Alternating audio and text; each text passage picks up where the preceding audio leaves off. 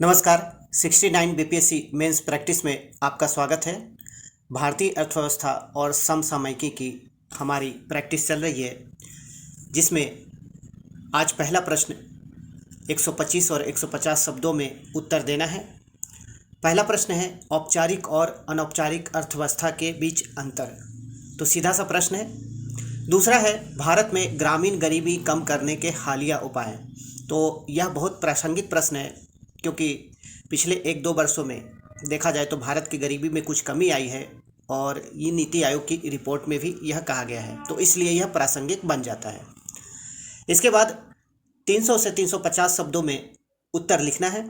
तो इसमें पहला प्रश्न है भारत के अनौपचारिक अर्थव्यवस्था के औपचारीकरण की आवश्यकता तथा इस दिशा में डिजिटल अवसंरचना के प्रभाव पर चर्चा करें।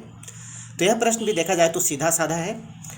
अनौपचारिक अर्थव्यवस्था को औपचारिक बनाने की आवश्यकता क्यों है और इस संबंध में डिजिटल अर्थव्यवस्था किस प्रकार योगदान दे सकती है, ये आपको बताना है। दूसरा प्रश्न बिहार खाद्य प्रसंस्करण उद्योग की आवश्यकता तथा इस दिशा में बिहार सरकार द्वारा चलाई जा रही योजनाओं को आपको बताना है। तीसरा प्रश्न है पिछले कुछ वर्षों में भारत में गिग इकोनॉमी का तीव्र गति से प्रसार हुआ है। तो भारत के संदर्भ में गिग इकोनॉमी की वृद्धि के कारण तथा इसके भविष्य पर टिप्पणी दीजिए। तो गिग इकोनॉमी के जो जानकारी है उसको आपको रखना है, क्योंकि वर्तमान में गिग इकोनॉमी का प्रसार तेजी से हुआ है, इसलिए यह प्रश्न प्रासंगिक बन जाता है। तो इन सभी के मॉडल हल पीडीएफ के रूप में हमारे टेलीग्राम ग्रुप में उपलब्ध हैं। तो टेलीग्राम ग्रुप आप ज्वाइन कर सकते हैं और डेली आंसर राइटिंग भी कर सकते हैं। शुल्क केवल 2150 रुपये है।